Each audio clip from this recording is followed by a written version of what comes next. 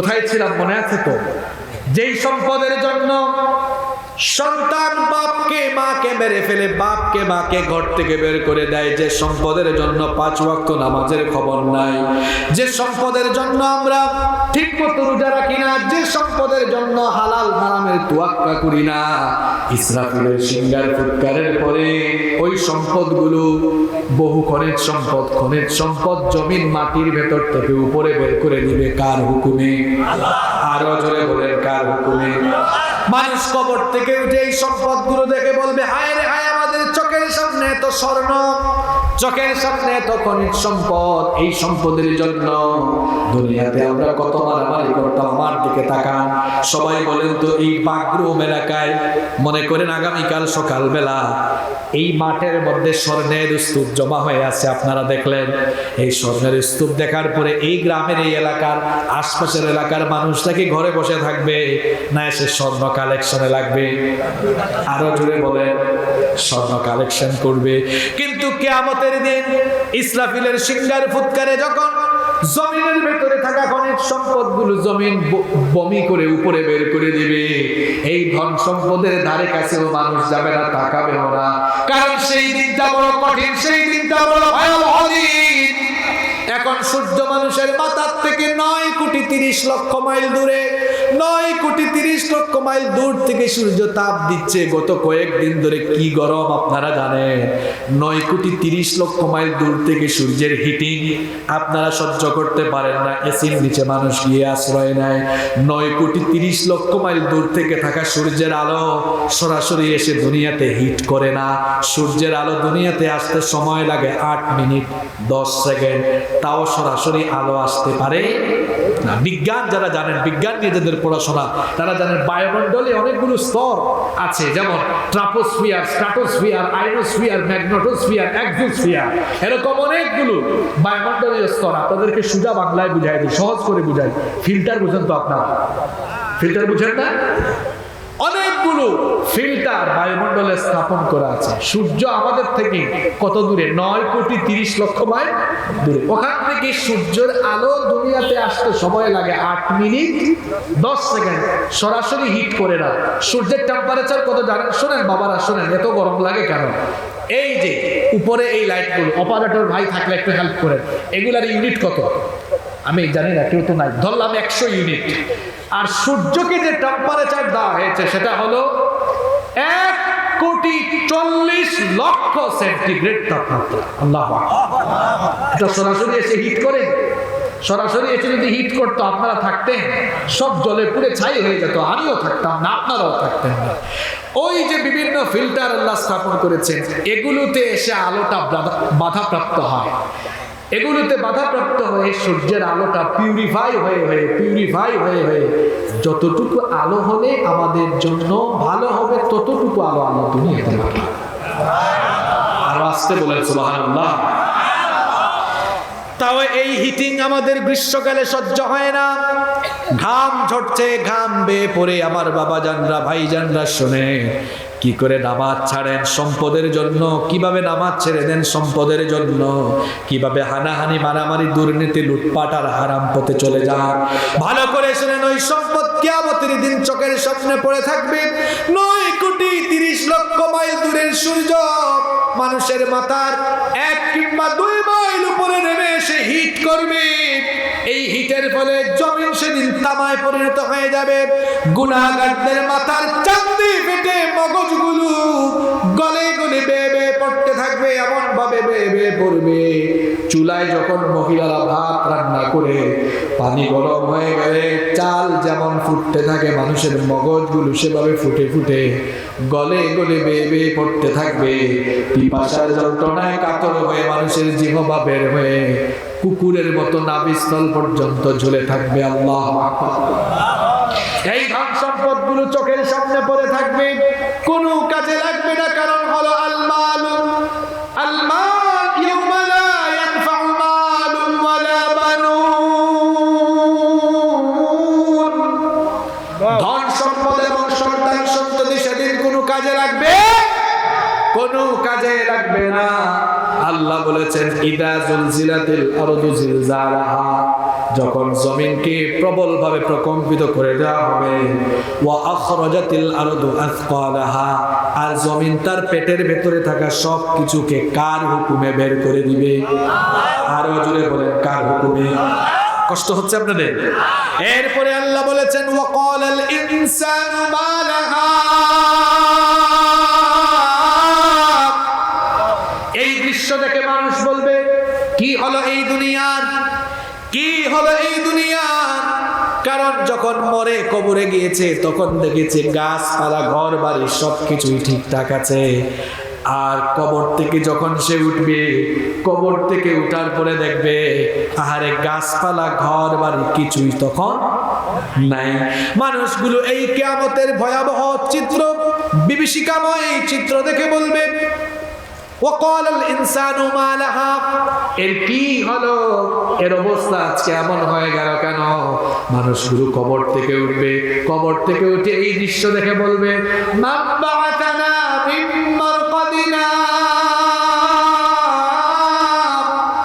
কে আমাদেরকে কবরের ঘুম থেকে জাগ্রত করলো, কে আমাদেরকে কবর থেকে উঠালো? আল্লাহ তখন জবাব দিবেন হাদা মা ওয়া'আদার রাহমান, এটা হলো রহমানের ওয়াদা করা দিন। রহমান ওয়াদা করেছিলেন কিয়ামতের ঘটনা একদিন ঘটবে, আজ রহমানের সেই ওয়াদার প্রতিফলন ঘটছে। ওয়াসাদাকাল মুরসালুন, আর রহমান রাসূলদেরকে পাঠিয়ে কিয়ামতের যে কথা মানুষদের কাছে পৌঁছে দিয়েছেন, রাসূলদের সেই কথাও আজকে বাস্তবায়িত হচ্ছে। মানুষগুলো কবর থেকে উঠে যখন দেখবে কিয়ামতের ঘটনা ঘটে গিয়েছে, কিয়ামতের মাঠে মানুষ হাজির, যারা পরকাল বিশ্বাস করে দুনিয়ায় ঠিকমতো নামাজ আদায় করতো না, দুনিয়ায় ঠিকমতো আল্লাহর বন্দেগী করতো না, দ্বীনের পথে চলতো না, বলেন তো কিয়ামতের মাঠে হাজির হওয়ার পরে তাদের ভয়টা কি বাড়বে না কমবে? আরো জোরে বলেন, বাড়বে না কমবে? আল্লাহ তাআলা এই জন্য সূরা নাজিয়াতে বলেছেন কুলুবু ইয়াউমাইযিন ওয়াজিফাতুন আবসারুহা খাশিয়া, সেদিন তাদের কলিজা ভীত বিহ্বল হয়ে যাবে, দৃষ্টি নত হয়ে যাবে, কারণ তারা জানে কিয়ামতের মাঠে তাদের জন্য ভালো কোনো ফলাফল হবে না। কিন্তু এক শ্রেণীর লোক ইমানদার যারা কিয়ামতের দিন ভীত বিহ্বল হবে না, তারা বলেন সুবহানাল্লাহ। আল্লাহ তাদের কাতারে আমাদেরকে শামিল করে দিও। আরো আসতে বলেন আমিন। আল্লাহ এদের ব্যাপারে বলছেন লা ইয়াহযুনুহুমুল ফাযাউল আকবার ওয়া তাতালাক্কাহুমুল মালাইকা হাযা ইয়াউমুকুমুল্লাযী কুনতুম তুআদুন। আল্লাহ তাআলা বলছেন ইমানদার যারা ভীত বিহ্বল হবে না, তাদেরকে বলা হবে হে আল্লাহর বান্দা হাদা ইয়াউমুকুমুল্লাযী কুনতুম তুআদুন, এটা হচ্ছে সেই দিন যে দিনের ব্যাপারে তোমাদেরকে ওয়াদা করা হয়েছিল। টেনশন করো না, দুশ্চিন্তা করো না, আজকের এই দিন তোমার জন্য দুর্দিন নয়, আজকের দিনটা হলো তোমার জন্য সুদিন। জোরে কোন সুবহানাল্লাহ। আল্লাহ এই সকল নেককারদের কাতারে আমাদের সবাইকে তুমি শামিল করে দিও। এরপরে মানুষ কবর থেকে উঠে যখন এই কথা বলবে কি হলো এই জমিনের, তখন মানুষকে শোনায় দেওয়া হবে এটা তোমাদের জন্য সুদিন। কাফেরদেরকে বলা হবে তোমাদের জন্য দুর্দিন, ইমানদারদেরকে বলা হবে তোমাদের জন্য সুদিন। আল্লাহ বলছেন সেই দিনটা এমন কঠিন দিন, ইয়াউমা ইদিন তুহাদ্দিসু আখবারাহা, সেদিন জমিন তার খবর বলে দিবে, জমিন বৃত্তান্ত বর্ণনা করবে। ও আমার বাবা জানরা, চাচা জান, ভাই জানরা, যে জমিনে আপনারা বসে আছেন সবাই বলেন তো দেখি এই জমিনের এখন জবান আছে না নাই? হ্যাঁ, কি আপনারা কি বুঝে শুনে জবাব দিচ্ছেন? এই জমিন কি এখন কথা বলতে পারবে? জিজ্ঞেস করেন তো যে কি অবস্থা তোমার, হ্যাঁ তোমার কেমন লাগতেছে, কিছু বলতে পারবে এখন? তার মানে হলো দুনিয়ায় এই জমিনের জবান বন্ধ রেখেছেন কে? আল্লাহ বলছেন কিয়ামতের দিন হয়ে যাবে উল্টা, তোমাদের জবান হয়ে যাবে বন্ধ, আর জমিনের জবান যিনি খুলে দিবেন তিনি কি? চিন্তা করেন এখন জমিন কত নীরব, কোনো কথা বলে না। এই জমিনের উপরে আপনি যা মন চায় তাই করেন। হ্যাঁ যুবকরা শোনো, এই জমিনের উপরে তুমি মেয়েকে ডিস্টার্ব করো, এই জমিনের উপরে তুমি জিনা করো, এই জমিনের উপরে তুমি গুনাহ করো, জমিন নীরব হয়ে আছে। কলেজার টুকরা যুবক ভাইরা শোনো, কিয়ামতের দিন তোমার জবান বন্ধ থাকবে, আর তোমার এসব কুকর্ম বলার জন্য জমিনের জবান কিয়ামতে যিনি খুলে দিবেন তিনি কি? খুব সুন্দর একটা হাদিস আমার মনে পড়ে গেল। এই হাদিসটা বর্ণিত হয়েছে তিরমিজি শরীফে। হাদিস বর্ণনাকারী সাহাবীর নাম হলো আবু হুরায়রা রাদিয়াল্লাহু আনহু। তিনি বলছেন নবীজি একদিন সাহাবীদের সামনে এই আয়াত তেলাওয়াত করলেন, ইয়াউমা ইদিন তুহাদ্দিসু আখবারাহা, সেদিন জমিন তার সকল খবর বলে দিবে। এই আয়াত তেলাওয়াত করে নবীজি সাহাবীদেরকে বললেন, ও আমার সাহাবীরা, আতাদরুনা মা আখবারাহা, তোমরা কি জানো না কি জমিনের খবর কি? সাহাবীরা তখন বললেন, আল্লাহু ওয়া রাসূলুহু আলা, এ ব্যাপারে আল্লাহ এবং তার রাসূলই সবচাইতে ভালো জানেন। নবী তখন সাহাবীদেরকে বললেন, ফা ইন্না আখবারুহা আন তাশহাদা আলা কুল্লি আবদিন আও আমালিন বিমা আমিলা আলা যাহরিহা তাকুলু কাদা ওয়া কাদা। নবীজি বললেন, শোনো, জমিনের খবর হলো আল্লাহর বান্দা আর আল্লাহর বান্দিরা জন্ম থেকে নিয়ে মৃত্যু পর্যন্ত এই জমিনের উপরে যত কাজ করেছে জমিন তার নীরব সাক্ষী হয়ে আছে। কিয়ামতের দিন আমাদের সকল সুকর্ম কুকর্ম জমিন জবান দিয়ে যার কাছে বলে দিবেন তিনি কে? কিয়ামতের দিন আমাদের জবান বন্ধ হয়ে যাবে, জমিন কথা বলবে। এই জমিনের উপরে আপনি কত আলেমদের উপরে জুলুম করেছেন, কত আলেমদেরকে অপবাদ দিয়েছেন, কত মানুষকে মিথ্যা মামলা দিয়েছেন, কত মানুষের হক মেরে খেয়েছেন, কত মানুষের উপর জুলুম করেছেন। জমিন সব কিছুর নীরব সাক্ষী। কিয়ামতের দিন জমিন সেগুলো বলে দিবে কার কাছে? আপনি কথা বলতে পারবেন না। এই যে আমি প্রায় 1 ঘন্টা ধরে কথা বলছি, আমিও কথা বলতে পারবো না, আপনারাও কথা বলতে পারবেন না। আমাদের সকলের জবান কিয়ামতে বন্ধ করে দিবেন কি? আল্লাহ বলছেন কিয়ামতের দিন জবান বন্ধ। আল ইয়াউমা নাখতিমু আলা আফওয়াহিহিম ওয়া তুকাল্লিমুনা আইদিহিম ওয়া তাশহাদু আরজুলুহুম বিমা কানু ইয়াকসিবুন। জবান বন্ধ হয়ে যাবে, হাত কথা বলবে। এই হাত দিয়ে আপনি কত মানুষকে নির্মমভাবে অন্যায়ভাবে পিটিয়েছেন, হাত বলে দিবে সেগুলো কার কাছে? এই হাতে কলম ধরে আপনি কলমের খুঁচায় কত দুর্নীতি করেছেন, এই হাত দিয়ে কলম ধরে আপনি ইসলামের বিপক্ষে কত লেখালেখি করেছেন, হাত সেগুলো ফাঁস করে দিবে কার কাছে? এই হাত দিয়ে মোবাইল ফোন স্ক্রল করে কত আজেবাজে ওয়েবসাইটে ক্লিক করেছেন, হাতের আঙ্গুল সেদিন বলে দিবে সেগুলো কার কাছে? এই হাত দিয়ে কত আলেমদের হাতে অন্যায়ভাবে হাত করা লাগিয়েছে, হাত সেদিন সব কিছু ফাঁস করে দিবে কার কাছে? পা কথা বলবে, পা দিয়ে কোথায় কোথায় গিয়ে কি করেছেন পা সব বলে দিবে। আহারে, হাত পা এমনকি কান চোখ শরীরের চামড়া পর্যন্ত কথা বলবে কার হুকুমে? আল্লাহ তাআলা বলছেন, ওয়া ইয়াউমা ইউহশারু আ'দাউল্লাহি ইলান নারি ফাহুম ইউজাউন হাত্তা ইযা মা জাউহা শাহিদা আলাইহিম সামউহুম ওয়া আবসারুহুম ওয়া জুলুদুহুম বিমা কানু ইয়ামালুন। আল্লাহ তাআলা বলছেন, সেদিন আল্লাহর দুশমনদেরকে যখন জাহান্নামের দিকে বিক্ষিপ্তভাবে নেওয়া হবে, তখন তাদের অবস্থা এমন হবে, তাদের কান কথা বলবে। ও আমার যুবক ভাইয়েরা, কানের মধ্যে ইয়ারপড ঢুকায়া, কানের মধ্যে হেডফোন লাগায়া তুমি যে চুপি চুপি চুপি চুপি গান শোনো, কেউ সেটা জানে না, কিন্তু জানেন যিনি তিনি কে? এই কান কথা বলবে। কান দিয়ে যত আজেবাজে জিনিস শুনেছেন, কান সেগুলো আল্লাহর কাছে ফাঁস করে দিবে। চোখ কথা বলবে। আহারে, আমাদের চোখের খেয়ানত মানুষের কাছে কাছে ধরা না পড়লেও চোখের খেয়ানত যিনি জানেন তিনি কে? ইয়ালামু খাইনাতাল আয়ুন, চোখের খেয়ানতের খবর রাখেন কে? কালো চশমা লাগিয়ে দিনের বেলা রাস্তায় হাঁটে আর কালো চশমার আড়ালে মেয়েদের দিকে তাকায়া থাকে, চোখের জিনা করে। কালো চশমার আড়ালে আপনি কার দিকে তাকান আশেপাশের কেউ না জানলেও যিনি জানেন তিনি কি? চোখ সেদিন সব ফাঁস করে দিবে। ও যুবক ভাইরা, চোখের জিনা থেকে নিজেকে বাঁচাও। বিশেষ করে যুবকদের চরিত্র ধ্বংস করার জন্য এখন এই মোবাইল ফোন যথেষ্ট। এই মোবাইলের মধ্যে দেখা যায় বেশিরভাগ সময় যুবকরা মোবাইলের মধ্যেই পড়ে থাকে। ইউটিউবে, ফেসবুকে আজে বাজে ভিডিও দেখছে, আজে বাজে গান শুনছে, মেয়েরা টিকটক বানাচ্ছে, ছেলেরা টিকটক বানাচ্ছে, আজে বাজে জিনিস চক্ষু দিয়ে দেখছে। এই চোখের নিয়ামত দুনিয়ার কোনো মানুষ দেয় না।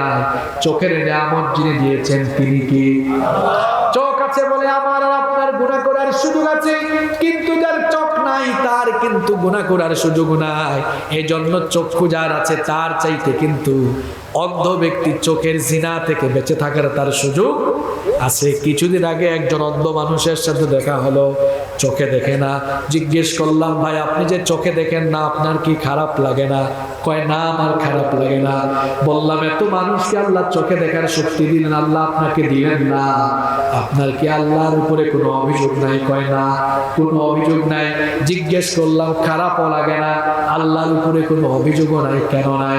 সে তখন বলল, হুজুর আপনি হুজুর হইলে কি হয়েছে? আপনার চোখের আলো আছে, গুনাহ করার সুযোগ আছে, আমার চোখের আলো নাই, আমি অন্ধ মানুষ, গুনাহ করার কোনো সুযোগ নাই। কিন্তু যুবক ভাইরা শোনো, তোমাদের যাদের চোখের আলো আছে, ফেসবুক, ইউটিউব আর টিকটকে গিয়ে আজে বাজে জিনিস দেখার সুযোগ আছে, আজে বাজে জিনিস দেখে চোখের গুনাহ কামাই করো না রে ভাই। এই যে রাতের বেলা ফোন হাতে নিয়ে দরজা বন্ধ করে দিয়ে আজে বাজে ভিডিও দেখো, অনেক যুবক পর্নোগ্রাফিতে আসক্ত হয়ে গিয়েছো। রাতের বেলা তুমি তোমার রুমে দরজা লাগিয়ে অন্ধকার রুমে কি দেখছো ঘরের কেউ জানে না, কিন্তু অন্ধকার রুমে তোমার সমস্ত কার্যক্রম যিনি দেখেন এবং জানেন তিনি কে? যাদের হৃদয়ে আছে আল্লাহর ভয়, তারা কবু পথ ভুলে যায় না।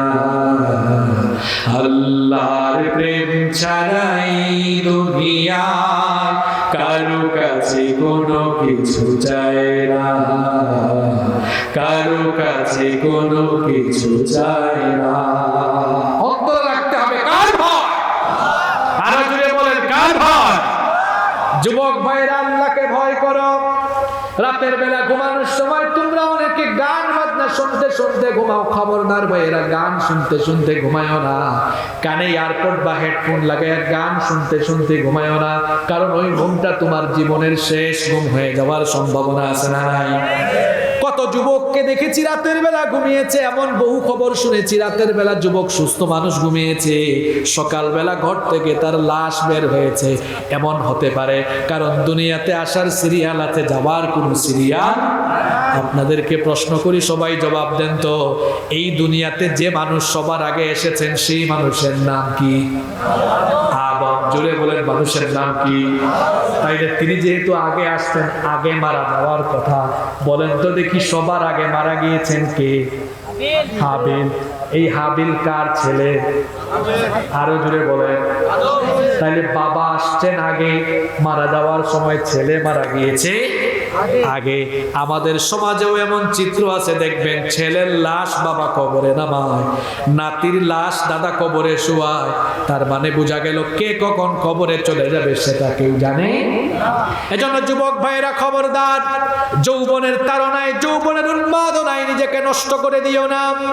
গান শুনতে শুনতে ঘুমায়ও না, আজে বাজে ভিডিও দেখে শরীরটাকে নাপাক বানিয়ে নাপাক শরীরে ঘুমায়ও না। পেশাব করে পবিত্র হয়ে যাইও। অনেক যুবকরা মাহফিলে এসে রাত 12টার পরে মাহফিল থেকে বাড়িতে যায়, রাস্তার ধারে পেশাব করে পানি নেয় না, পবিত্র হয় না।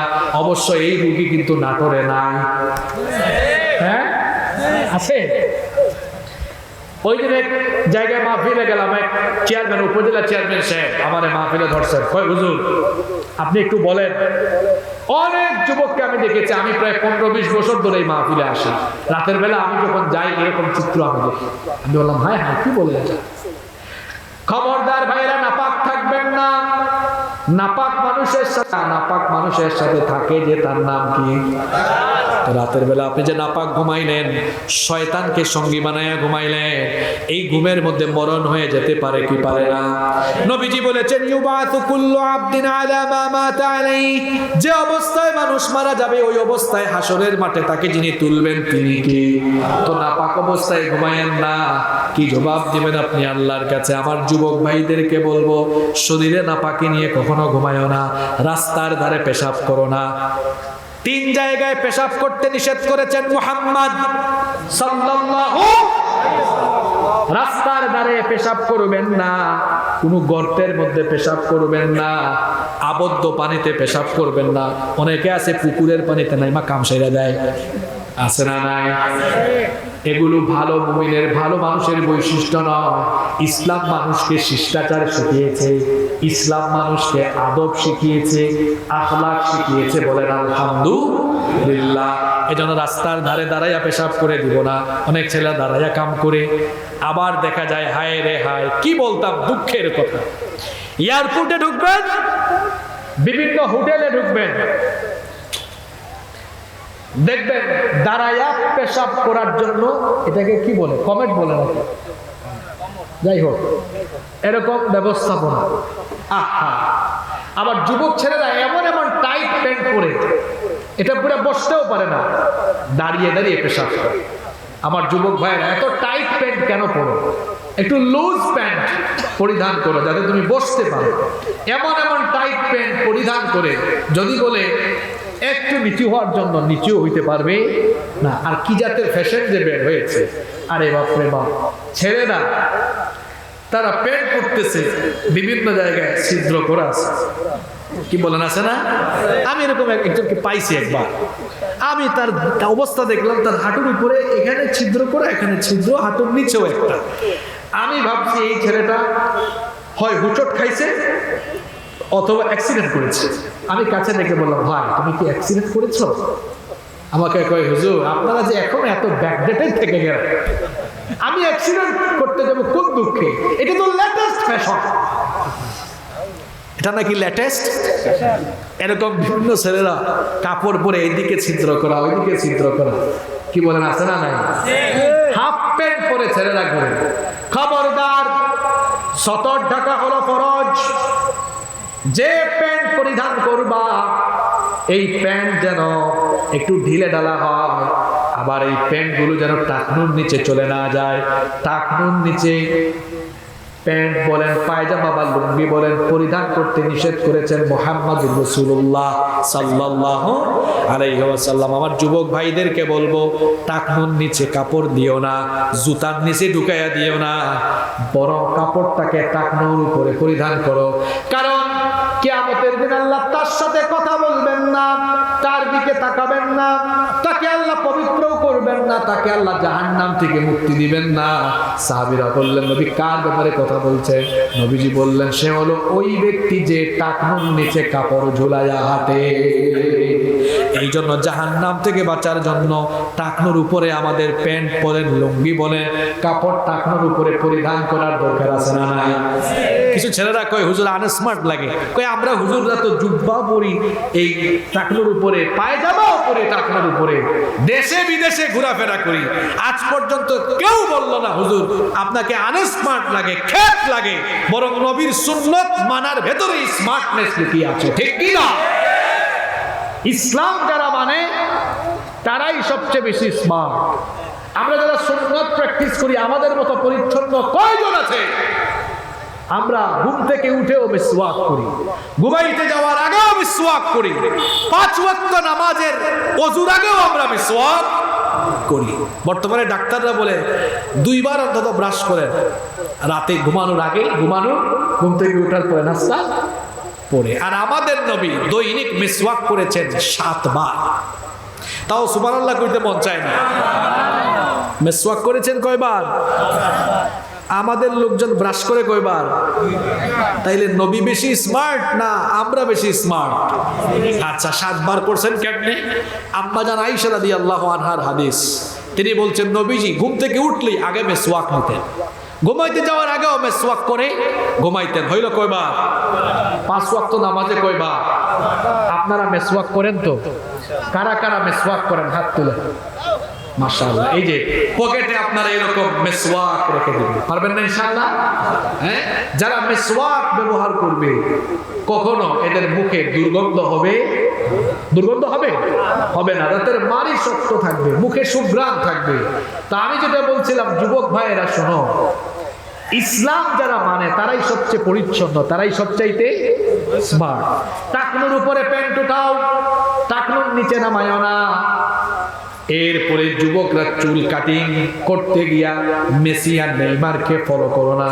তোমাদের আদর্শ মেসি নয়, নেইমার নয়, যুবকদের আদর্শ হলেন মুহাম্মাদুর রাসূলুল্লাহ সাল্লাল্লাহু আলাইহি ওয়াসাল্লাম। এখন ছেলেরা মেসি কাটিং চুল কাটে, নেইমার কাটিং চুল ফালায় আছে না নাই? এদিকে টান মারে, ওদিকে টান মারে। আবার মুরগি কাটিং চুল একটা আছে। মুরগি কাটিং বুঝেন তো আপনারা? আমি এটার নাম দিয়েছি মুরগি কাটিং। কেন মুরগি কাটিং দিয়েছি শুনেন। কিছু ছেলেরা আছে চুল কাটে, দেখবেন আপনারা এই কানের উপরে এই পাশ একদম মেশিন দিয়ে ছোট করে ফেলে, খুব ছোট, এই 2 দিক ছোট, পিছনেও ছোট, মাঝখানে শুধু চুল থাকে, দেখলে মনে হয় যেন পাখির বাসা। এটার নাম আমি দিয়েছি মোরগ কাটিং চুল। কেন? আপনাদের গ্রামে দেশি মোরগ আছে না? দেশি মুরগের মাথায় দেখছেন কি থাকে? কি কোন আপনারা এখানে নাটোরে জুটটা চোট জুটি না, মাথায় কি থাকে? জুটি থাকে। যারা এই ডানে বামে চুল ফেলে দিয়ে পেছনে ফেলে দিয়ে শুধু মাঝখানে রাখে, এরা ওই মুরগের জুটির মতোই চুল রাখে। যেন নাম দিয়েছি আমি মুরগ কাটিং চুল। চুল রাখো নবীর তরিকায়, চলাফেরা হবে নবীর তরিকায়। খবরদার নবীর তরিকার বাইরে আমরা কখনো যাব। বলছিলাম যুবক ভাইয়েরা, চলাফেরার মধ্যে আমরা আমলিয়াতের মধ্যে পরিবর্তন ঘটাবো। কারণ এই যে আমাদের চোখ, আমাদের কান, এগুলোর ব্যাপারে কিয়ামতের দিন যিনি জবাব দিবেন তিনি কে? আল্লাহ অন্য জায়গায় বলেছেন, ইন্নাস সামা ওয়াল বাসারা ওয়াল ফুআদা কুল্লু উলাইকা কানা আনহু মাসউলা। আল্লাহ বলছেন অন্তঃকরণ, শ্রবণ শক্তি, দর্শন শক্তি সবকিছুর ব্যাপারে কিয়ামতের দিন জিজ্ঞাসিত হতে হবে যার কাছে তিনি কে। এমনকি চামড়া পর্যন্ত সাক্ষী দিবে কার কাছে? মহিলারা কি মাহফিলে আসছেন? এই যে মা বোনদের আয়াত শুনে আল্লাহ বলছেন, শাহিদা আলাইহিম সামউহুম ওয়া আবসারুহুম ওয়া জুলুদুহুম, চামড়া সাক্ষী দিবে। এই যে ঘর থেকে বের হওয়ার সময় চামড়া দেখায়া দেখায়া বের হয়ে যায় অনেক বোনেরা, অনেক মায়েরা। আরে এই চামড়াকে ঢেকে রাখার জন্য আদেশ নিয়ে দিয়েছেন তিনি কি? একজন নারী তার সৌন্দর্য পরপুরুষ থেকে ঢেকে রাখবে। একজন নারী তার সৌন্দর্যের সবটুকু প্রকাশ করবে কেবলমাত্র তার স্বামীর কাছে। এখন বহু নারীরা আছে দেখা যায় স্বামীর সামনে কামলা বেডির মতো থাকে, আর যখন বাড়ি থেকে কোথাও বেড়াতে যাবে তখন দেখা যায় 2 ঘন্টা যাবত সাজগুজ করে। হাজবেন্ড বলে, কি গো, হ্যাঁ আমার বউ কই গো তুমি? হ্যাঁ এতক্ষণ সাজগুজ করো। একটু দাঁড়াও, আশকারা মাস্কারা দিছি, আরো কিছু বাকি আছে। কি বলেন, আছে না নাই? যে মহিলা বাড়ি থেকে বের হওয়ার সময়, কোথাও যাওয়ার সময় বেশি সাজগুজ করে, ওই মহিলার চরিত্র সুবিধার না। কারণ সে তার সাজগুজ করেছে পরপুরুষকে দেখাবার জন্য। তার যদি পরপুরুষ থেকে নিজেকে সেফ রাখা উদ্দেশ্য হতো তো সে এত সাজগুজি করতো না, হাত মুখ ধুয়ে বুরখা আর নিকাব লাগায় বের হয়ে যেত। আর হাজবেন্ড অফিস থেকে কিংবা বাহির থেকে আসার আগে 2 ঘন্টা সাজগুজ করে বসে থাকতো। হাজবেন্ড আসলেই দরজা খুলে দিয়ে আই লাভ ইউ, ঠিক কিনা বলেন? একজন নেককার দিনদার নারী এরকম নিজেকে প্রস্তুত করে শুধু তার স্বামীর জন্য। আপনারা তো এতক্ষণ খুব মজা করে ঠিক ঠিক কইছেন, আপনারাও কি কম? আপনারা তো বউয়ের সামনে কামলা বেড়ার মতো থাকেন। আর যখন বাহিরে বের হতে যান, আরে বাপরে বাপ, কাপড় চোপড় আয়রন করে এদিকে পারফিউম এদিকে পারফিউম।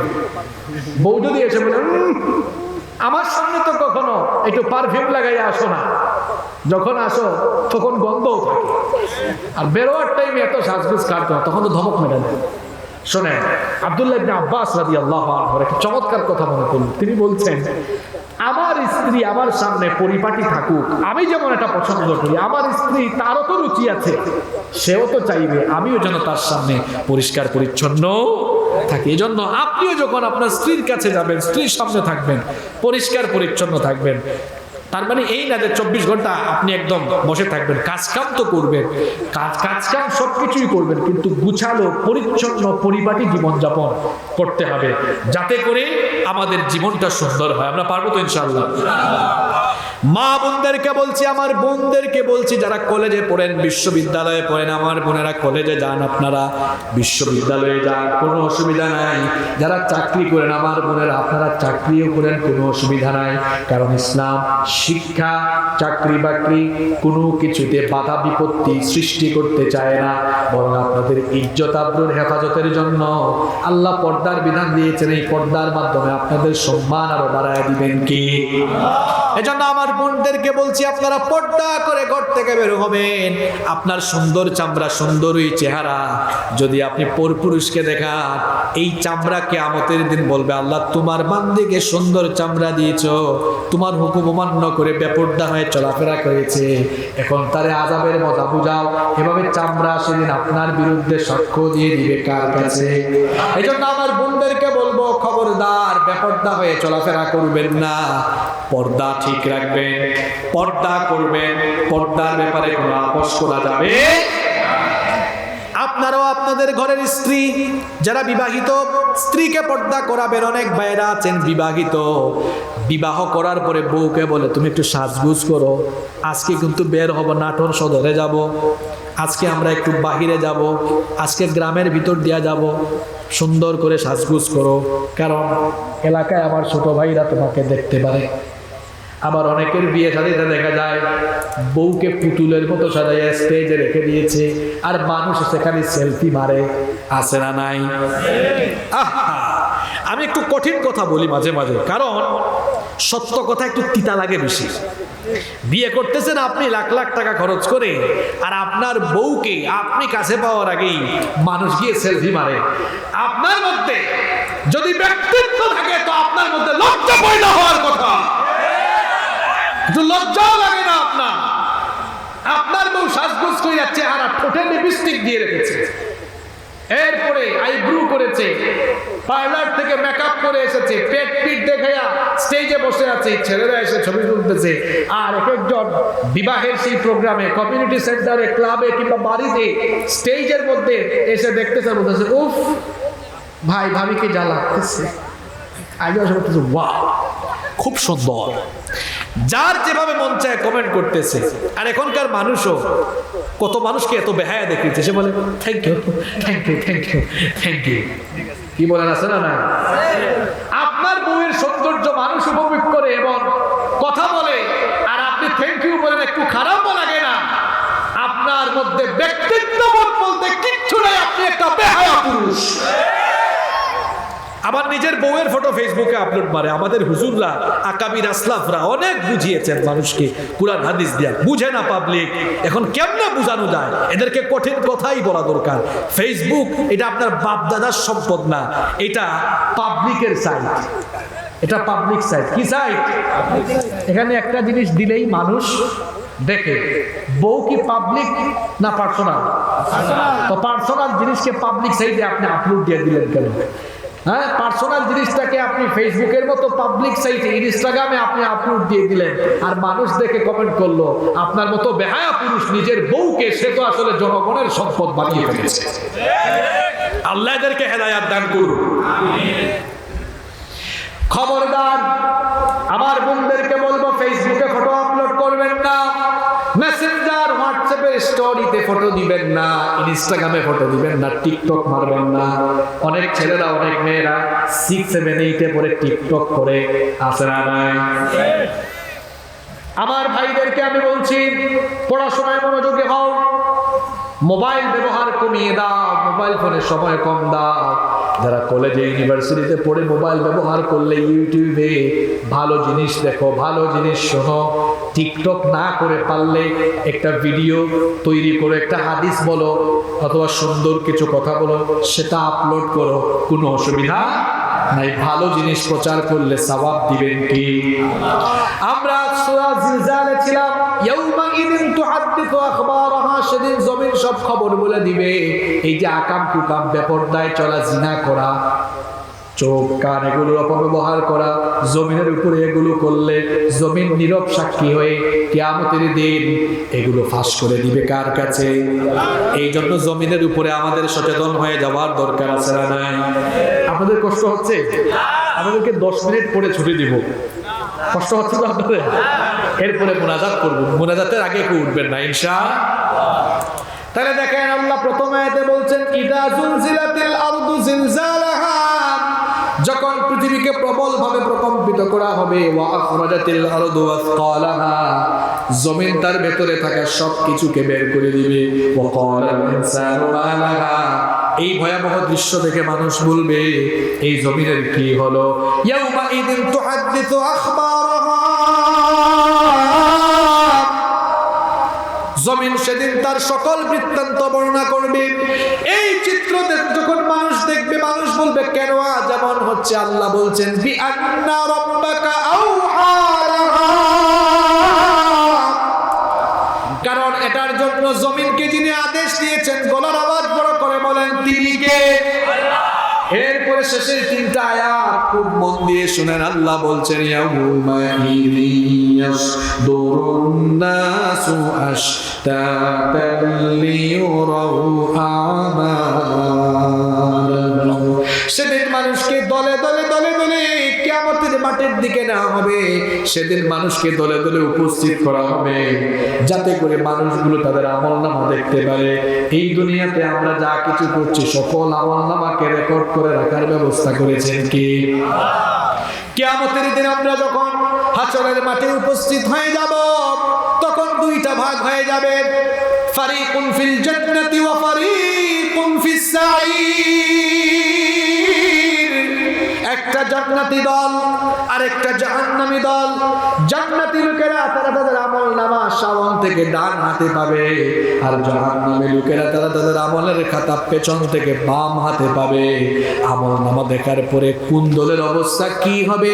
রব্বুল আলামিন কোরআনুল কারীমের 69 নম্বর সূরা সূরাতুল হাক্কা 19 নম্বর আয়াত থেকে বলছেন ফাআম্মা মান উতিয়া কিতাবাহু বিয়ামিনিহি ফায়াকুলু হা উমকরাউ কিতাবিয়া ইন্নী যানানতু আন্নী মুলাকিন হিসাবিয়া ফাহুয়া ফি ঈশাতির রাদিয়া ফি জান্নাতিন নারিয়া। আল্লাহ বলছেন অতএব সামন থেকে ডান হাতে আমলনামা পাবে যারা, প্রফুল্ল চিত্তে আনন্দ করবে তারা, তারা বলবে হা হা উমকরাউ কিতাবিয়া, দেখো দেখো দেখো আমার আমলনামা পড়ে দেখো। বলেন তো এসএসসি বা এইচএসসি পরীক্ষায় এ প্লাস পেয়ে মার্কশিট হাতে পেলে, এ প্লাস পাওয়া ছাত্রটা মার্কশিট তখন খুশি হয়ে সবাইকে দেখাতে চায় কি চায় না? আমলনামা হাতে নিয়ে জান্নাতি লোক দেখবে 5 ওয়াক্তের নামাজ আমলনামায় আছে না নাই? আমলনামা হাতে নিয়ে দেখবে তাহাজ্জুদের নামাজ, আমলনামা হাতে নিয়ে দেখবে দিন কায়েমের জন্য রক্ত দেওয়া, দিন কায়েমের জন্য মিছিলে যাওয়া, দিন কায়েমের জন্য জানমালের কুরবানি করা, সমস্ত নেক আমলগুলো আমলনামার ভেতরে আছে না নাই? এগুলো দেখে বলবে জান্নাতি লোক বলবে দেখো দেখো হাশরবাসী দেখো আমার আমলনামা তোমরা পড়ে দেখো, তাকাও। ইন্নী যানানতু আন্নী মুলাকিন হিসাবিয়া, আমি মনে করতাম একদিন আমাকে হিসাব দেওয়া হবে, হিসাব নেওয়া হবে, সেই দিন আজকে চলে এসেছে। আহারে সেই জান্নাতি লোকদের উপর খুশি হয়ে কিয়ামতের দিন তাদেরকে দয়া করে যিনি জান্নাত দিবেন তিনি কি? আল্লাহ তাদের কাতারে আমাদেরকে শামিল করে দিও। এরপরে জাহান্নাম জাহান্নামী লোকেরা তারা তাদের আমলনামা পেছন থেকে বাম হাতে পেয়ে তারা কি বলবে শুনে। এসএসসি বা এইচএসসি পরীক্ষায় ফেল করা ছাত্র হাতের মধ্যে যদি মার্কশিট পায়, এটা কি সবাইকে দেখাবে না লুকায়া রাখবে? জাহান্নামী লোক হাতের মধ্যে আমলনামা পেয়ে কি করবে শুনুন। আল্লাহ বলছেন, ওয়া আম্মা মান উতিয়া কিতাবাহু বিশিমালিহি ফায়াকুলু ইয়া লাইতানি লাম উতা কিতাবিয়া ওয়া লাম আদরি মা হিসাবিয়া ইয়া লাইতাহা কানাতিল قاضية ما أغنى عني مالية هلك عني سلطانية। আল্লাহ বলছেন বামপন্থী জাহান্নামীগুলো বাম হাতে আমলনামা পেয়ে বলবে, ইয়া লাইতানি, দুর্ভাগ্য আমার, আফসোস আমার, লাম উতা কিতাবিয়া, এই আমলের খাতা যদি আমাকে না দেওয়া হতো সেটাই ভালো হতো। ওয়ালাম আদরি মা হিসাবিয়া, আজ যদি আমার কাছ থেকে হিসাব না নেওয়া হতো সেটাই আমার জন্য মঙ্গলজনক হতো, সেটাই আমার জন্য ভালো হতো। ইয়া লাইতাহা কানাতিল কাদিয়া, দুনিয়ায় যে আমার মরণ হয়েছিল ওটাই যদি আমার শেষ মরণ হতো, এখন যদি ওটা না লাগতো সেটাই আমার জন্য ভালো হতো। মা আগনা আন্নি মালিয়া, আহারে আমার কোনো ধন সম্পদ ছিল, কোনো ধন সম্পদ আজকে কাজে লাগে না। হালাকা আন্নি সুলতানিয়া, কোথায় আমার ক্ষমতা, আমি মেম্বার ছিলাম, চেয়ারম্যান ছিলাম, উপজেলা পরিষদের চেয়ারম্যান, মেম্বার অফ পার্লামেন্ট ছিলাম, মিনিস্টার ছিলাম, প্রাইম মিনিস্টার, প্রেসিডেন্ট ছিলাম। বলেন তো কিয়ামতের দিন কারো কোনো ক্ষমতা কাজে লাগবে কিনা? কিয়ামতের দিন একজনের ক্ষমতা চলবে, তিনি কি? এখন আমরা ক্ষমতা দেখাইয়া অনেক কাজ করে ফেলি। এখন আমরা মাঝে মাঝে ক্ষমতা দেখাইয়া নিরপরাধী মানুষগুলোকে অপরাধী বানাইয়া জেলখানায় রাখি, আবার মাঝে মাঝে অপরাধীগুলোকে জেলখানার বাহিরে রাখি। কিয়ামতের দিন আমাদের কারো কোনো ক্ষমতা চলবে না। কিয়ামতের দিন কেবলমাত্র একজনের পাওয়ার চলবে, তিনি কি? জাহান্নামীগুলো বলবে, কোথায় গেল আমার ক্ষমতা, কোনো কিছুই আমার কাজে লাগতেছে না।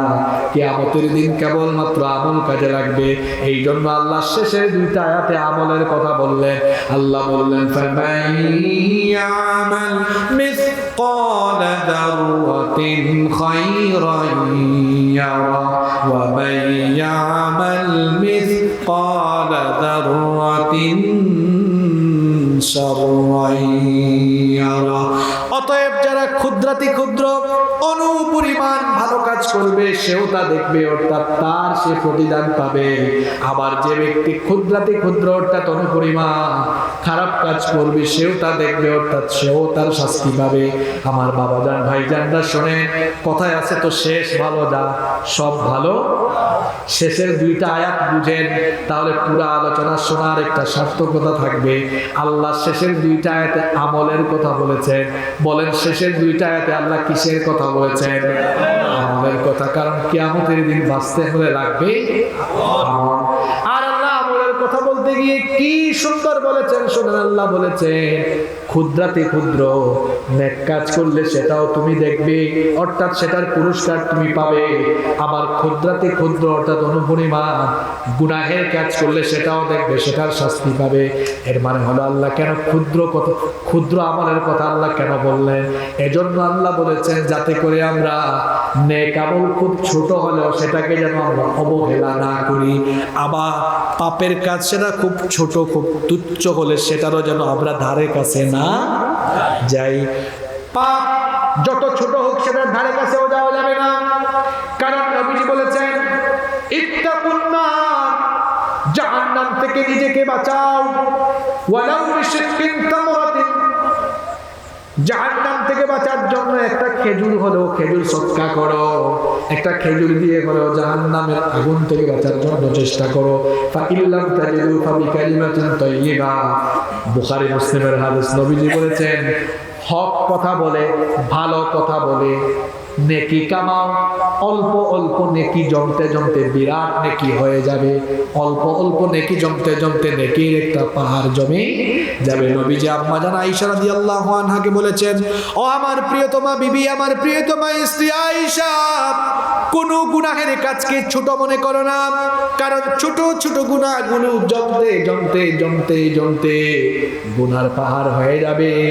আর ছোট ছোট ভালো কাজগুলোকে অবহেলা করো না, কারণ সেগুলো যদি করতে করতে করতে ফেসবুকের মধ্যে ভালো জিনিস প্রচার করছে, কেউ বা আবার সারাদিন টিকটকে গান বাজনা ছাড়তেছে, তাহলে দেখা গেল একজন ভালো করতেছে আর একজন খারাপ করতেছে।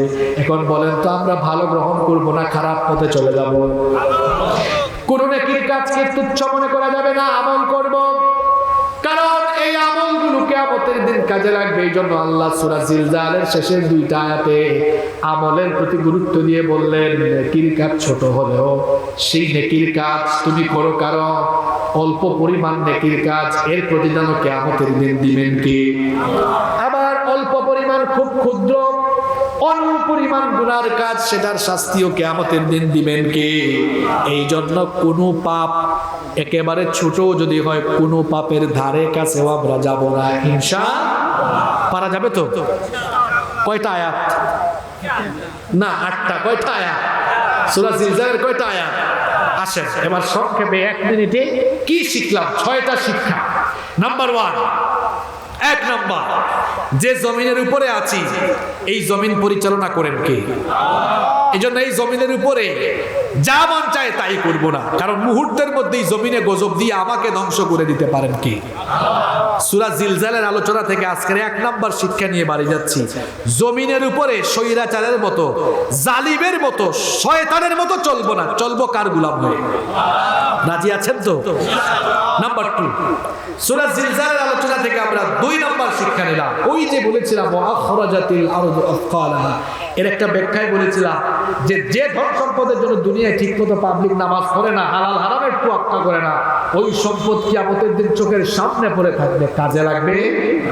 তাহলে 2 নাম্বার শিক্ষা হলো সম্পদ কামাই করতে গিয়ে হারাম পথে চলে যাব। মনে রাখবেন, ইবাদত কবুলের পূর্ব শর্ত হলো হালাল রুজি, হালাল কামাই খাওয়া, হালাল রিজিক খাওয়া। আপনি হালাল খাবেন না, কোন ইবাদত আল্লাহর কাছে কবুল হবে না। আর হারাম খুরেরা যারা হারাম খায়, সুদ খায়, ঘুষ খায়, মানুষের জায়গা জমি দখল করে, টেন্ডারবাজি করে, জনগণের হক মাইরা খায়, লুটপাট দুর্নীতি করে, হারাম খুরদেরকে বলছি তোমার হারামে তুমি আরাম পাবে না। তুমি হারাম যত পয়সা কামাবা, তুমি পয়সাগুলো ভোগ করতে পারবে না, তোমার এই পয়সাগুলো তুমি ভোগ করতে পারবে না, তোমাকে আল্লাহ বড় বড় রূপ দিবেন, খাইতে পারবে না। এই টাকাগুলো মাউন্ট এলিজাবেথে গিয়ে খরচ করা লাগবে। হারামে তুমি কোনো আরাম পাবা না, হালাল অল্প হোক বরকত দিয়ে দিবেন। সূরা জিলজালের আলোচনা থেকে 2 নাম্বার শিক্ষা নিয়ে আমরা বাড়ি যাচ্ছি, আমরা কখনোই হারামের চিন্তাও করব না। আল্লাহ তৌফিক দান করেন। 1 নাম্বার শিক্ষা কি বলছি? নাটোরের মানুষ তো আমি জানি খুব জ্ঞানী মানুষ, নাটোর রাজশাহী অঞ্চল। 1 নাম্বার, জমিনের উপরে স্বৈরাচারের মতো চলবো না, আল্লাহর গোলাম হয়ে চলবো। শিক্ষাগুলো আমি কিন্তু পুরো ওয়াজ মুখস্থ করতে বলি না, পারবে না এটা আপনারা। শিক্ষাগুলো মুখস্থ করেন। 1 নাম্বার শিক্ষা সূরা জিলজালের, আমরা জমিনের মধ্যে কার গোলাম হয়ে চলবো? 2 নাম্বার, আমরা হালাল পথে হালাল রুজি করব ইনশাআল্লাহ। 3 নাম্বার শিক্ষা হলো কিয়ামতের দিন যেহেতু জমিন আল্লাহর কাছে সাক্ষী দিবে, এই জমিনের উপরে গুনাহ করা দূরের কথা, গুনার চিন্তাও মাথায় আমরা আনবো। 4 নাম্বার শিক্ষা হলো কিয়ামতের দিন আমাদের আমলনামা দেখানো হবে। আমলনামা কি করা হবে? এমন কিছু যেন না করি যাতে কিয়ামতের দিন লজ্জিত হয়। তাহলে আমরা সমস্ত কুকর্ম থেকে নিজেকে গুটিয়ে ফেলি ইনশাআল্লাহ। 5 নাম্বার শিক্ষা হলো নেকির কাজ, ভালো কাজ যত ছোট হোক ছেড়ে দিব না ইনশাআল্লাহ। এই মাসে খুব ফজিলতের একটা আমল আছে, হুজুরদের কাছ থেকে আপনারা ওয়াজ শুনেছেন মসজিদে। এই মাসে ফজিলতের কয়টা রোজা আছে? জোরে বলেন তো, কারা কারা রাখছেন? মাশাআল্লাহ মাশাআল্লাহ। কারা কারা রাখতেছেন মানে চলমান আছে? অনেকেই আছে।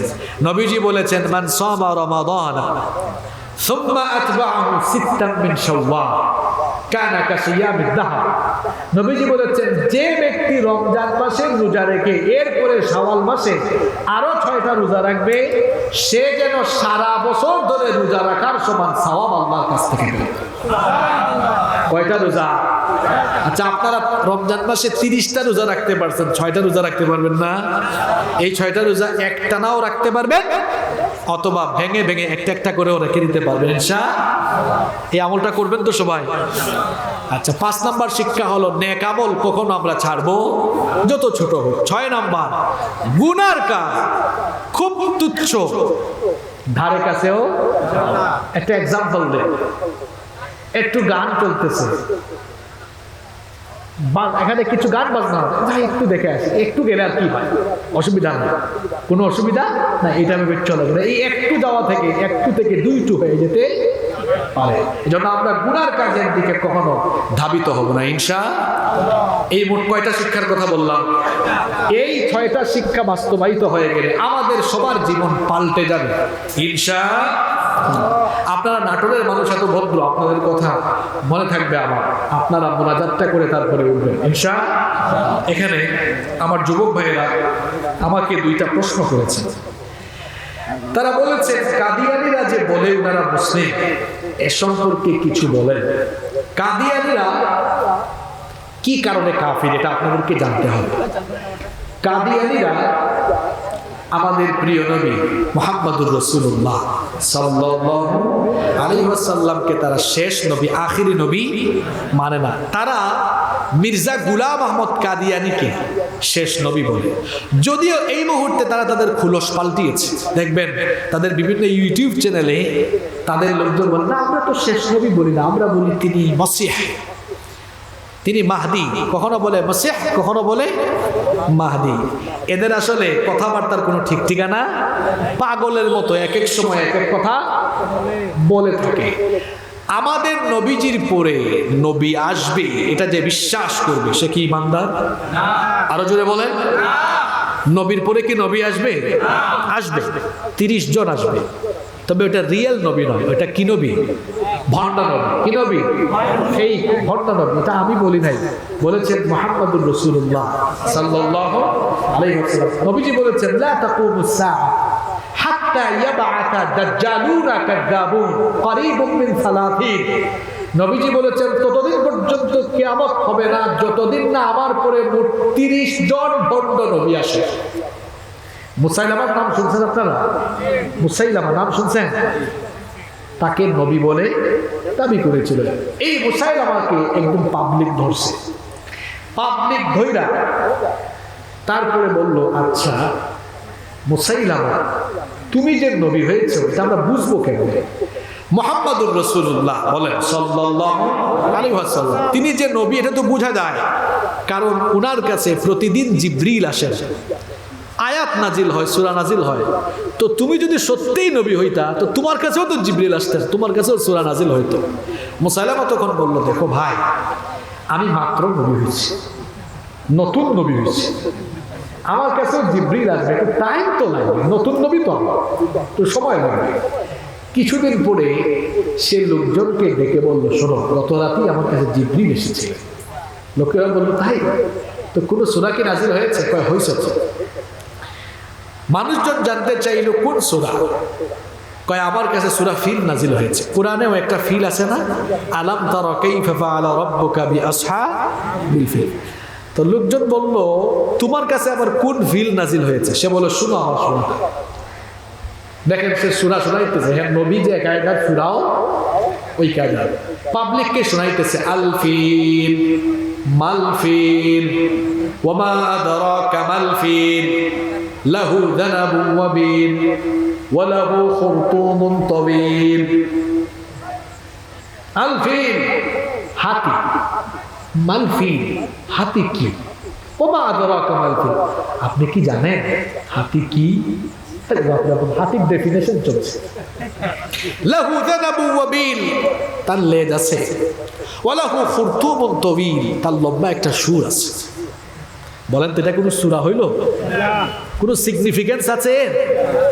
পাবলিক বলল, মুসাইলামা তুই যে একটা কাদ্দাব, তুই যে একটা মিথ্যাবাদী, ভণ্ড, ধোঁকাবাজ, প্রতারক, এটা প্রমাণ হওয়ার জন্য আর কিচ্ছু লাগবে না, তোর মুখ থেকে তেলাওয়াতকৃত এই সূরাটাই যথেষ্ট, তুই যে একটা ভণ্ড।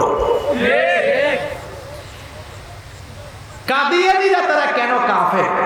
এত দলিল দেওয়ার কোনো দরকার নাই, কারণ তারা শেষ নবীকে নবী মানে না। তো শেষ নবীকে যারা নবী মানে না তারা ইমানদার হতে পারে না, এজন্য তারা কাফির। এদেরকে যারা কাফির বলে না এরাও কাফির। এই কাদিয়ানীরা আমাদের দেশে ধোঁকাবাজ হয়ে বসবাস করছে। তারা নিজেদের সম্প্রদায়ের নাম দিয়েছেন আহমদিয়া মুসলিম জামাত। ওইটা আবার মুসলিম জামাত কেন? ওটা তো আহমদিয়া কাফির জামাত, অমুসলিম জামাত, কারণ এরা মুসলমানের কাতারেও পড়ে না। এই দেশে তারা বসবাস করুক, নাগরিক সুবিধা লাভ করুক, আমাদের কোনো আপত্তি আছে? নেই। কিন্তু তারা অন্যান্য অমুসলিমদের মতো এই দেশে বাস করবে, নিজেদেরকে মুসলমান পরিচয় দিতে পারবে। এই কাদিয়ানীদের মতো এখানে আরেক গ্রুপ, শয়তান গ্রুপ বের হয়েছে।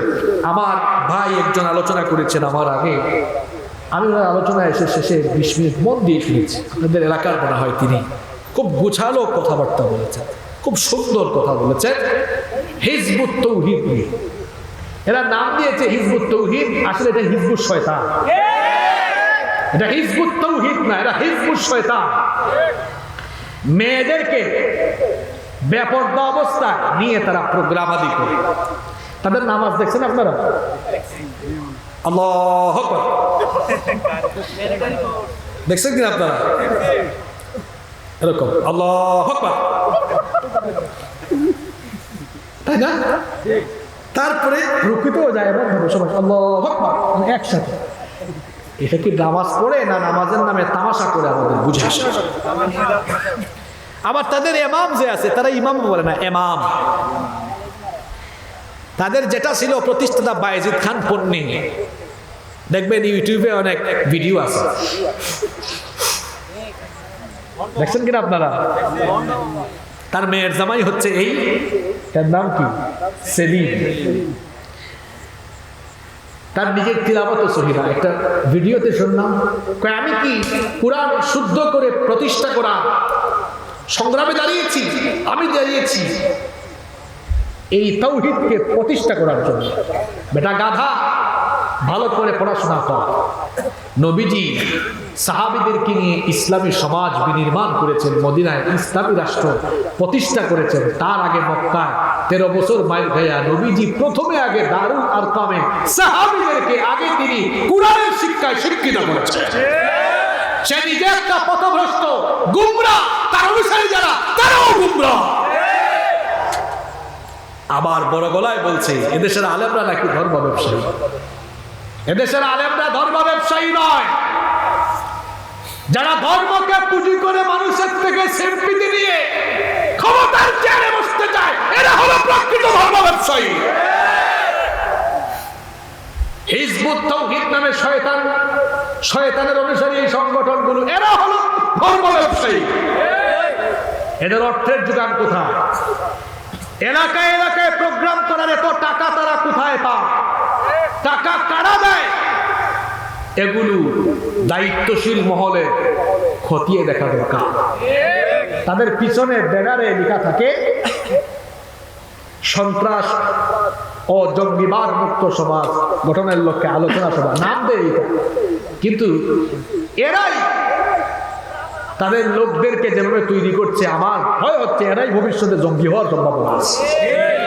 কারণ এরা দিনের সঠিক মেসেজ তারা পাচ্ছে। সে আলেমদের থেকে বেশি বুঝে। বেটা, বড় বড় কওমি মাদ্রাসা, আলিয়া মাদ্রাসার বড় বড় মুফতি, শৈখুল হাদিস, মুফাসসির, মুহাদ্দিস, ওনারা 20 বছর 25 বছর পড়াশোনা কইরা পরবর্তী 15 বছর 20 বছর 25 বছর গবেষণা কইরা বুখারী, মুসলিম, সিহাহ সিত্তার কিতাব, কোরআন হাদিস পড়াইতে পড়াইতে বুড়া হয়ে গেছে। তারা ইসলাম কোন বুঝেন, আর তুমি বাংলা কয়েকটা কিতাব পড়া তুমি বেশি ইসলাম বুঝো। আল্লাহ এদেরকে হেদায়েত দান করুন।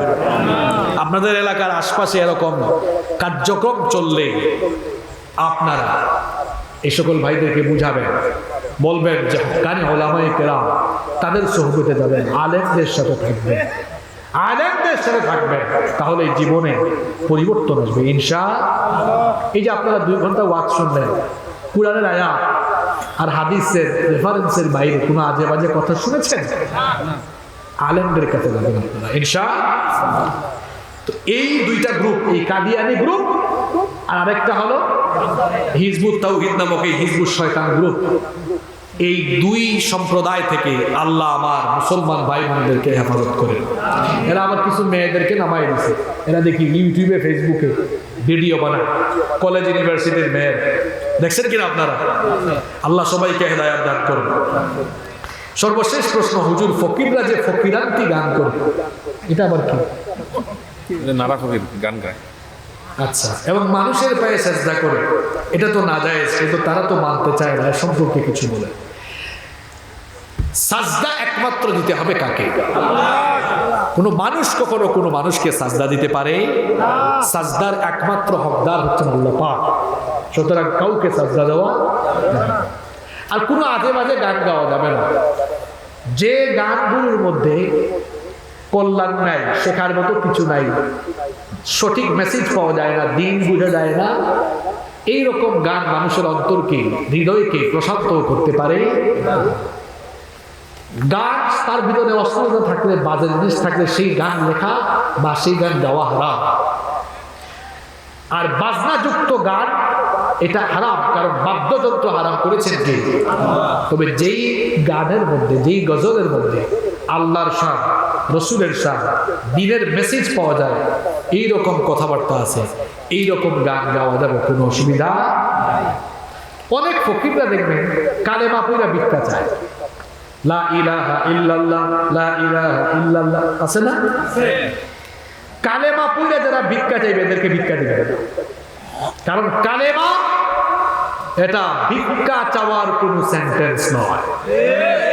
কালিমা হলো পৃথিবীর সমস্ত নবীদের দাওয়াতি শব্দ, এটা পবিত্র শব্দ। ভিক্ষা চাইতেছেন আপনি, অন্য কিছু বলেন, আমি অসহায় মানুষ, আমাকে সাহায্য করুন, অন্য কিছু বলেন, কিন্তু কালিমা পয়রা কালিমার দোহাই দিয়ে কেন ভিক্ষা চাইবে? কালেমা ভিক্ষা চাওয়ার কোনো সেন্টেন্স নয়। কালেমা লা ইলাহা ইল্লাল্লাহ, এর ভেতরে তাওহীদ আছে, এর ভেতরে জিহাদ ফি সাবিলিল্লাহর নির্যাস আছে, ঠিক কি না বলেন?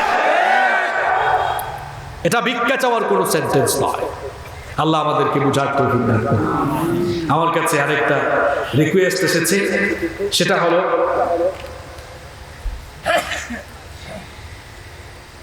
আপনারা কি দোয়া করবেন না আজকে? পরিবারের বড় ছেলে বিয়ের বয়স হয়েছে, কিন্তু পরিবার থেকে বিয়ে দিচ্ছে না। আমি কি বলবো, মানে আমাকে বলছে আপনি কিছু বলেন, যে লিখছে মনে হয় তারই সমস্যা। পরিবারের বড় ছেলের বিয়ে হচ্ছে না, মা বাবা বিয়ে দিচ্ছে না, মনে হয় মা বাপ বড় ছেলেকে বলতেছে তুই আগে নিজের পায়ে দাঁড়া, এর পেয়ে বিয়ে করে। সে কি এখন মানুষের পায়ের উপর দাঁড়ায় আছে না? আমরা মনে করি বিয়ে শাদী এটা কেরিয়ারের সাথে সম্পৃক্ত। বিয়ে শাদী এটা কেরিয়ারের সাথে সম্পৃক্ত নয়, বিয়ের সম্পর্ক চরিত্রের সাথে। পৃথিবীর সমস্ত সফল মানুষরা কম বয়সে বিয়ে করেছে।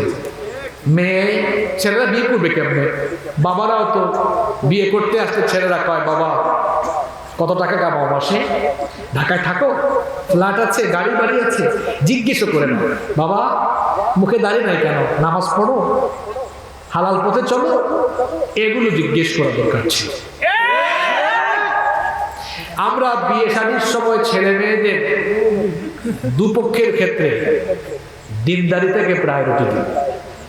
দিনদারিতাকে প্রায়োরিটি দিয়ে যদি আমরা বিয়ে দিতে পারি, ওই সংসার সুখের সংসার হয়ে যাবে ইনশাআল্লাহ। অবিবাহিত ছেলেরা বিয়ে করতে চায়, আপনাদের খুশি হওয়ার কথা, আমাদের ছেলেরা জিনা করতে চায় না, তারা বিয়ে করতে চায়। এটা কি ঠিকের আওয়াজ শুনে বুঝেন না তাদের হৃদয়ের জ্বালা, তাদের অনুভূতি আপনারা বোঝার চেষ্টা করেন। তাহলে কি করতে হবে? বিয়ে শাদীতে খরচ কমায় দিতে হবে, বিয়ে শাদীতে খরচ কমায়া দিতে হবে, বিয়েটাকে সহজ করে দিতে হবে, এতে করে জিনার দরজা চিরতরে বন্ধ হয়ে যাবে ইনশাআল্লাহ। আমার কাছে একটা রিকোয়েস্ট এসেছে, একটা ইসলামী সঙ্গীত শুনতে চেয়েছে। আমাদের ভালোবাসা ইসলামী সঙ্গীত। আমি কি বলবো নাকি মোনাজাত করে ফেলবো? এরপরে আমরা মোনাজাত করে ফেলবো ইনশাআল্লাহ। আমরা পরস্পরকে ভালোবাসবো কার সন্তুষ্টির জন্য? আবার কাউকে ঘৃণা করবো কার জন্য? আমাদের ভালোবাসা সবই যেন হয় মহান রবের জন্য। রাগ ক্ষোভ ঘৃণা গুলো তাও যেন হয় শুধু প্রভু তোমারই জন্য। আমাদের ভালোবাসা সবই যেন হয় মহান রবের জন্য। রাগ ক্ষোভ ঘৃণা গুলো তাও যেন হয় শুধু প্রভু তোমারই জন্য। ভালোবাসি ভালোবাসি প্রভু তোমাকে। ইয়া হাবিবি ইয়া রাসূলুল্লাহ, হৃদয়ে গেথেছি তোমাকে। মান আহাব্বা লিল্লাহ ওয়া আবগাদা লিল্লাহ ওয়া আতা লিল্লাহ ওয়া মানা লিল্লাহ ফাকাদ ইসতাকমালাল ঈমান। মান আহাব্বা লিল্লাহ ওয়া আবগাদা লিল্লাহ ওয়া আতা লিল্লাহ ওয়া মানা লিল্লাহ ফাকাদ ইসতাকমালাল ঈমান। When we love someone, we want to love him for you. When we hate someone, we'll hate him to be close to you. We love you, we are loving you. We will love you forever. Ya Habibi, Ya Rasulallah, we will keep you in our heart. Man ahabba lillah wa abghada lillah wa ata lillah wa mana lillah faqad istakmala al-iman. Inna ahabba al-a'mal ila Allah ta'ala الولاء في الله والحب في الله والبغض في الله. من أحب لله وأبغض لله وأعطى لله ومنع لله فقد استكمل الإيمان. من أحب لله وأبغض لله وأعطى لله ومنع لله فقد استكمل الإيمان. আল্লাহ আমাদেরকে কবুল করুন। আমরা সবার জন্য দোয়া, সবার জন্য, মুর্দেগানদের জন্য এবং যারা আয়োজন করেছেন তাদের জন্য ইনশাআল্লাহ। মাহফিল কমিটির সভাপতি সাহেব বা কারো কোনো কথা থাকলে আমরা শুনবো, আর অনুমতি পেলে আমরা মোনাজাতে চলে যাব। ঠিক আছে, আল্লাহুম্মা আমিন। ربنا ظلمنا أنفسنا وإن لم تغفر لنا وترحمنا لنكونن من الخاسرين. ربنا اصرف عنا عذاب جهنم إن عذابها كان غراما. رب العالمين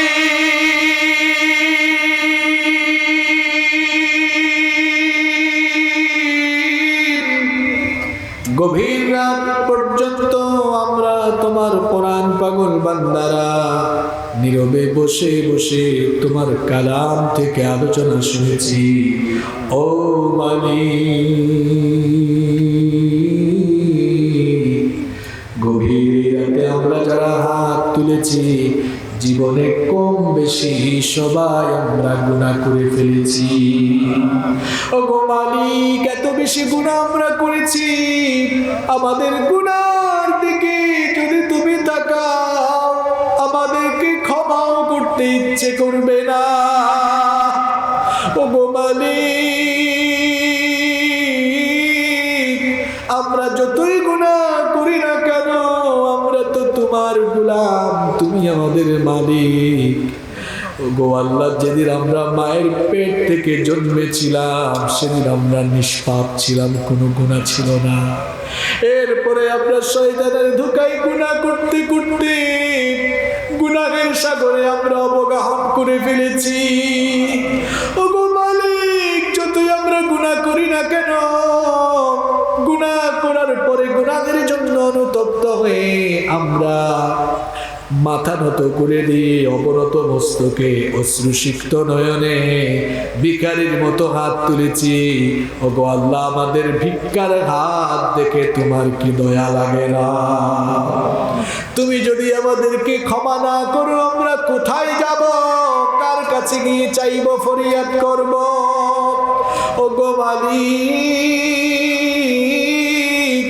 আমরা ছাড়াও তোমার অসংখ্য গোলাম আছে, কিন্তু তুমি ছাড়া তো আমাদের আর কোনো মালিক নাই। তুমি ফিরিয়ে দিলে আমাদের কোথাও যাওয়ার জায়গা নাই। ওগো মালিক, জানি না কোন দিন হঠাৎ করে কখন জানি কবরে চলে যাই। এমনও তো হতে পারে আজকের এই মোনাজাত আমাদের কারো কারো জন্য জীবনের শেষ মোনাজাত হয়ে যেতে পারে। আর কোনোদিন তোমার কাছে হাত তোলার সুযোগ নাও পেতে পারি গো আল্লাহ। ওগো মালিক, এই জন্য আমাদের দিকে দয়া মায়ার নজরে তাকাও। আমরা জীবনে যত গুনাহ করেছি, আমাদের জীবনের সগীরা কবিরা, জানা অজানা, ছোট বড় সমস্ত গুনাহগুলোকে মাফ করে দিয়ে আমাদেরকে মাসুম বানিয়ে বাড়িতে ফিরায় আনা।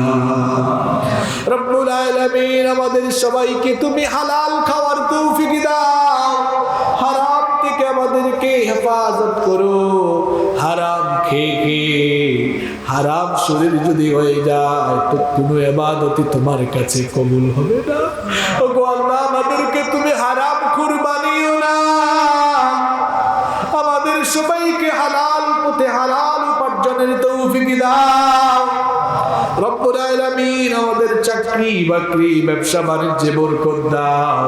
আমাদের সবাইকে 5 ওয়াক্তের নামাজ বানিয়ে দাও।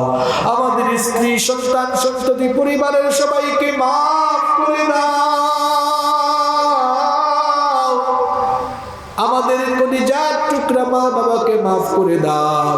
আমাদের যাদের মা বাবা আমাদেরকে এতিম বানিয়ে অন্ধকার কবরে চলে গিয়েছে, ওগো আল্লাহ, দয়া করে আমাদের কবরবাসী মা বাবার কবরগুলোকে তুমি জান্নাতুল ফেরদাউস বানিয়ে দাও। আমাদের যাদের মা বাবা বেঁচে আছেন নেক হায়াত বাড়িয়ে দাও। যতদিন তারা বেঁচে থাকবেন আমাদেরকে আমাদের বাবা মায়ের খেদমত করার তৌফিক দান করে দাও। আল্লাহুম্মা গফিরলি ওয়া লিওয়ালিদাইয়া ওয়া কুর রাব্বিরহামহুমা কামা রাব্বায়ানি সগীরা রাব্বিরহামহুমা কামা রাব্বায়ানি সগীরা।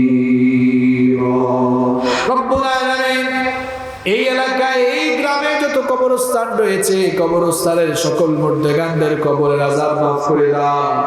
রব্বুল আলামিন, অসংখ্য তরুণ যুবক ভাইয়েরা মাহফিলে এসেছে।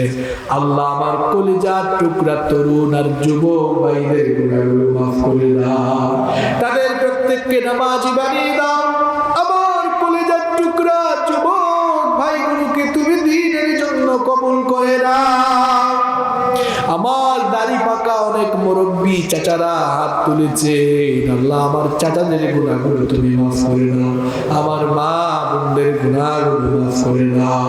রব্বুল রব্বুল আলামিন আজকের এই মাহফিলকে তুমি কবুল আর মঞ্জুর করে নাও।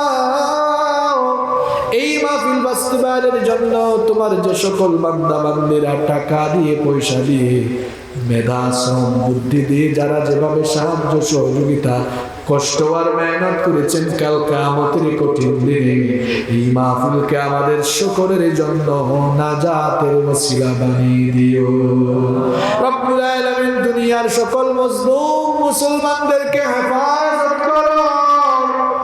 ওগো মালিক, বিশেষ করে এই তাফসীরুল কোরআন মাহফিলের মাঠে যে কণ্ঠের আওয়াজগুলো আমরা খুব বেশি মিস করি, আমাদের যে ভাইগুলো দীর্ঘদিন ধরে কারারুদ্ধ অবস্থায়, মজলুম অবস্থায় রয়েছে, আল্লাহ আমাদের ভাইগুলোকে তুমি হেফাজত করো। আল্লাহ আমাদের কারাবন্দী সকল মজলুম আলেমদেরকে আবারও তুমি কোরআনের মাঠে আমাদের মাঝে আবার ফিরায় দাও। রব্বুল আলামিন হিংসা, বিদ্বেষ সবকিছু ভুলে গিয়ে সকল ঘরানার, সকল দলের, সকল মতের আলেমদেরকে একই প্ল্যাটফর্মে এসে ঐক্যবদ্ধ হওয়ার তৌফিক আমাদেরকে দান করে দাও। রব্বুল আলামিন আমাদের অন্তরের মধ্যে আন্তরিকতা বৃদ্ধি করে দাও, তাকওয়া দিয়ে আমাদের অন্তরকে পরিপূর্ণ করে দাও, আমাদেরকে বাকি জিন্দেগি তোমার দ্বীনের পথে পরিচালিত হওয়ার তৌফিক দাও। আল্লাহ আমার মিডিয়ার যে সকল ভাইরা এসেছেন তাদের জীবনের গুনাহগুলো মাফ করে দাও। গভীর রাতে পথ চলাচলে তুমি তাদের হেফাজতকারী হয়ে যাও। রাস্তাঘাটে সকল বিপদ মুসিবত থেকে আল্লাহ তাদেরকে হেফাজত করিও। তাদেরকে ইখলাসের সাথে এই ময়দানে কাজ করার তৌফিক দান করে দাও।